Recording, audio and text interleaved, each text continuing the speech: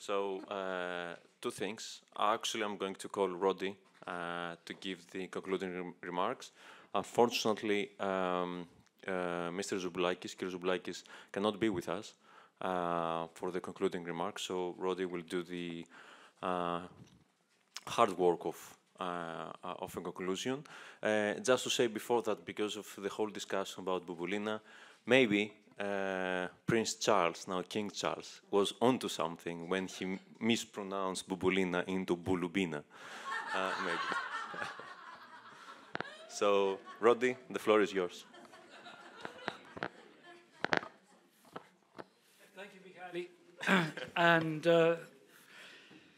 well, thank you to everyone. But there will be a few more thanks before I'm done. And I'm not going to keep you very long. You've got to wait a little bit longer for your coffee, but then you don't have to come back afterwards. So, kerdisme mia urica. We've had an extraordinary 3 intense days. During 3 days, we've hardly left this little space, and the whole group of us who are here in person have got to know one another. Some old friends, some meeting each other for the first time, and it's also marvelous. It's been possible to have so many connections via Zoom. Though I can only wish to all of those who I hope are still watching us from out there. In many cases, I would really like to have met you in person. I'm sure we all would. Don't worry, I'm not going to try to sum up.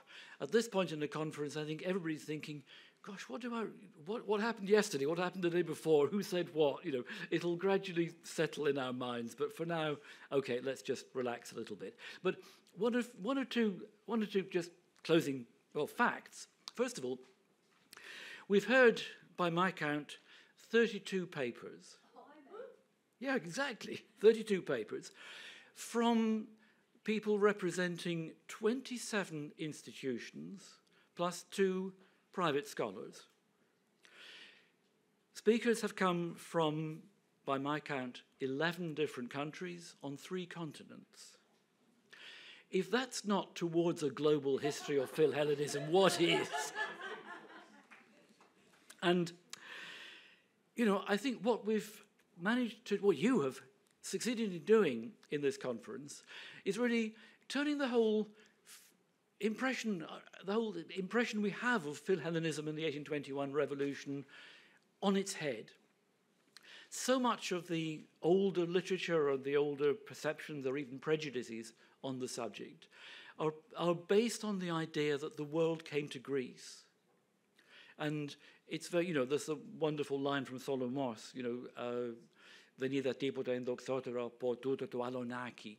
Greece, revolutionary Greece, as the tiny little threshing floor, and everything sort of converges on this spot. And that is one aspect of the Greek Revolution. Of course it is.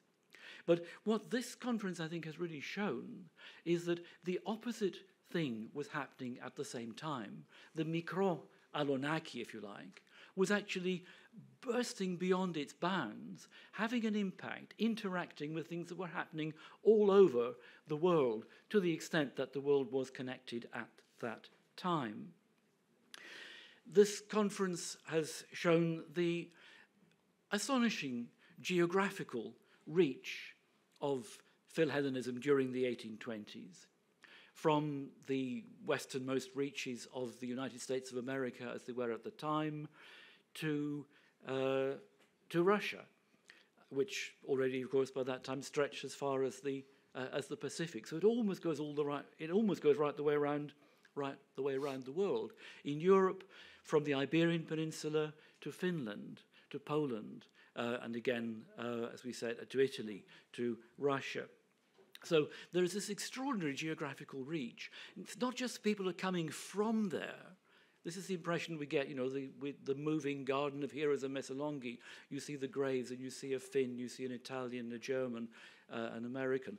But, what's happening in Greece is actually is reaching out from those places. And this is where I think,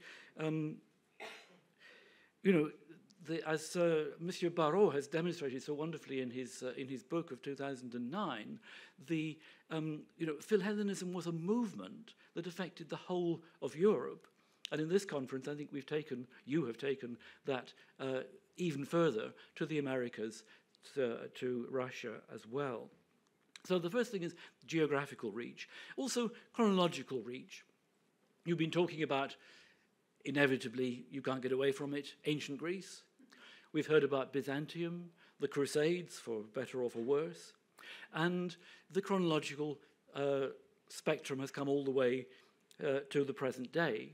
And I think, again, one of the things that is really new in this conference is the way that Philhellenism and the specific historical context of 1821 has been mapped onto or contextualized in terms of discourses that very much concern us today in the 2020s, probably all of which would have been incomprehensible to any of the people taking part at the time.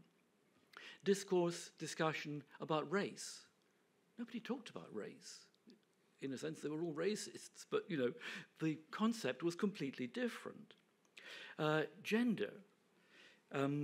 Bubolina again, but not only Bubolina, as we heard.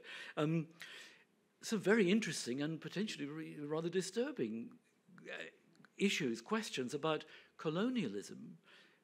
We heard, you know, all Europeans were colonialists, imperialists, and then, but the different meanings of those terms at the time, very different from between now and then. But I think this is part of what history is about. It's making sense of the past in relation to the debates that animate or, you know, define us in the present. So this perspective, I think, has greatly enriched and variegated the historical nugget that we started with of Philhellenism. And even among those, finally, the definition, what do we mean by the West? And indeed, as we also heard, you know, there's the alternative, the Graeber version, you know, was there a West at all? And Joris Varoufakis and I agreed to differ on the West on one hand and Europe on the other. But I think we've both found, respectively, the West and Europe, the definition of those things enriched by your discussions during these days. So I want just to end with, inevitably, with thanks, and most obviously, and first of all, to all of the speakers for their wonderful, wide-ranging papers. How much, you know, we're grateful to all of you for bringing your specific expertise to bear on a common topic, and I think we've all learned an enormous amount, both from the individual papers and from a lot of the discussions that we've had over coffee. And again, sorry, eat your heart out. Those online, we had 2 delightful dinners on the first 2 evenings as well, and that's where the real business of a conference gets done, you know. So thanks to all the speakers, and thanks, of course, to all the audience, to those who haven't given papers but have given your time, who've come at various points during the last 3 days down here to the Stavros Niarchos Cultural Foundation, and to the many, I can't count them, but I am assured that you're all out there online, and again, I think on several continents, who've been following this via Zoom. Thanks, of course, absolutely central to the Stavros Niarchos Foundation, and I mean it couldn't be more appropriate, given that the research project is funded by the Niarchos Foundation, that we're actually carrying on our discussions right here in the centre of the cultural centre. Warmest thanks also to our hosts, the National Library of Greece. Mr. Zumboulakis apologises. He has a great deal to do in his day job, running the library as well as its advisory board. And at the last minute, he was called away. He wasn't able to take part in the final roundup session. But we're very grateful to him, to all of his colleagues, and I'd particularly like to single out Dr. Evi Kapoli from the archives, who's been absolutely indefatigable going around with the microphone, several other colleagues as well. And αυτό θα το πω ελληνικά, ο τεχνικός εξοπλισμός της βιβλιοθήκης ήταν τρομερός, είναι κάτι αναπάντεχο, κάτι παραπάνω από όσο θα μπορούσαμε να περιμένουμε, σας ζηλεύουμε. Αλλά ένα μεγάλο ευχαριστώ στους τεχνικούς. Οι άνθρωποι ναι. I was thanking particularly the staff, Mrs. Capoli, who took the microphone around, and admiring the high quality tech support that we've had, and the applause was for the technicians at the back of the room. So we're very grateful. We're very grateful to them. At the BSA, there are many people to be thanked. You've seen a great many of them, and Michalis, in his initial introduction to the conference, gave very specific thanks and named all of the people that he's been working with on this project. I would like to single out just two people before I finish. Two people without whom, quite literally, none of us would be here having this conference today. The first of these is my friend and colleague, Professor John Bennett, who was director of the British School at Athens from 2015 until last year. Now, I hope he's watching on the screen from Sheffield. Yasu John, if you are. It was John who really picked up and ran with the idea that the BSA's contribution to the national Greek celebration commemoration of 1821 might take the lasting form of a project that would result in a digital output, a conference, and then a published volume. But the really hard work of and it was hard, I know this, of putting together all the details necessary for a successful application to the Niarchos Foundation, which took over a year. That was the work of John with his colleagues, but he did all the necessary rhetoric, got the sums, provided the financial statements, answered all the questions that were necessary in order to get the project approved. So thank you very much for that, John. We couldn't be here without you. And you will have noticed that in his very generous and wide-ranging range of thanks at the very beginning of the conference, there was one person conspicuously absent from Michalis' roundup.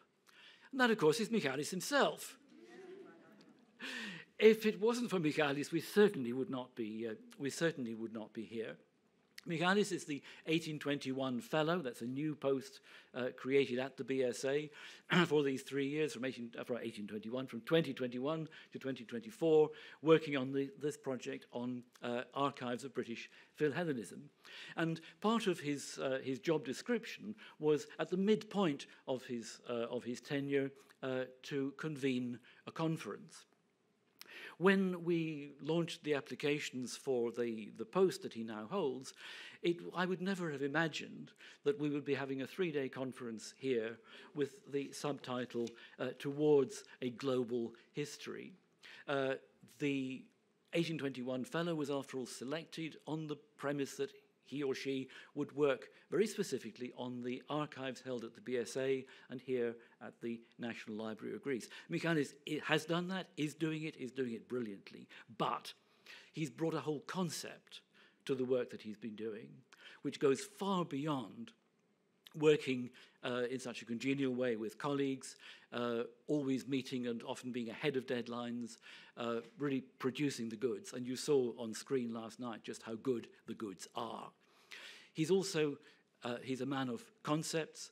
I think it's very appropriate that his book has just been published by Cambridge University Press, and clearly from that book you can see that he's someone whose ideas have global reach. So let's be quite clear about this. The call for papers, the concept of the conference comes from Michalis. It's really you, Michalis, who've brought us all together and widened out the subject in a way that I think has been absolutely marvelous, hugely successful. So, πάρα πολύ σε ευχαριστώ, Michalis. Ευχαριστούμε όλοι. Congratulations. Thank you.